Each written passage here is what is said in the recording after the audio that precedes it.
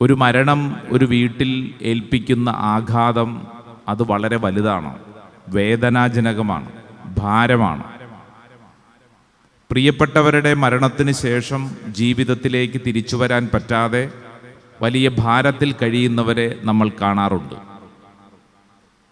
മരണം നമ്മുടെ എല്ലാവരുടെയും ജീവിതത്തിൽ വലിയ ഭാരം വരുത്തിവെക്കുന്നു.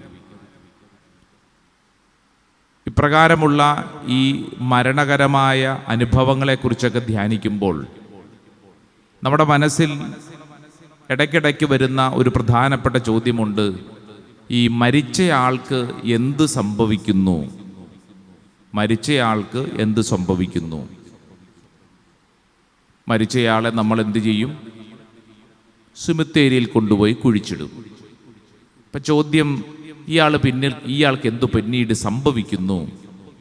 ഈ ഒരു ചോദ്യം നമ്മൾ മാത്രമല്ല, ലോകത്ത് ഒത്തിരി മനുഷ്യർ ഈ ചോദ്യം ചോദിച്ചിട്ടുണ്ട്.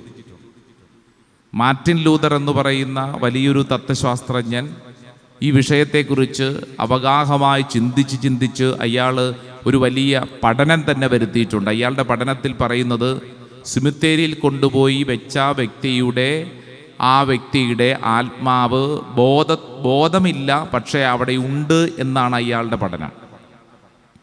എന്നാൽ ഇദ്ദേഹത്തിൻ്റെ പഠനത്തിന് വിരുദ്ധമായിട്ട് കാൽവിൻ എന്ന് പറയുന്ന ഒരാൾ രംഗത്ത് വന്നിട്ട് പറഞ്ഞു, ബോധമില്ലാതെയല്ല, ബോധത്തോടുകൂടെ തന്നെ സെമിത്തേരിയിലുണ്ടെന്നാണ് അയാളുടെ പഠനം. അതിനെ കാൽവിനിസം എന്ന് പറയും.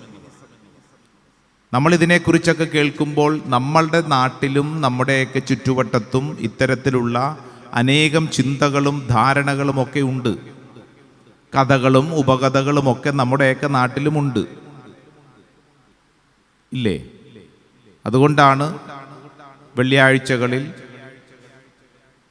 പാലമരച്ചോട്ടിൽ നിന്ന് വെള്ള സാരിയൊക്കെ ഉടുത്ത്, അല്ലേ, പാട്ടൊക്കെ പാടി വരുന്ന യക്ഷിയുടെയും ഗന്ധർവൻ്റെയും അങ്ങനെ തുടങ്ങി ഇഷ്ടം പോലെ പ്രേതഭൂതാത്മാക്കളെ കുറിച്ചൊക്കെയുള്ള കഥകളും ഉപകഥകളും ഒക്കെ നമ്മുടെ നാട്ടിലുമുണ്ട്, നമ്മുടെയൊക്കെ നാട്ടിലുണ്ട്.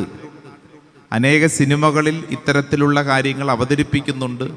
അപ്പോൾ ഇതൊക്കെ കാണുമ്പോഴത്തേക്ക് അറിയാതെ പലരുടെയും ഉള്ളിൽ ചിന്തകൾ വരുന്നത് ഇതൊക്കെ ശരിയാണ് എന്നറിയാതെ ചിന്തിച്ചു പോകും.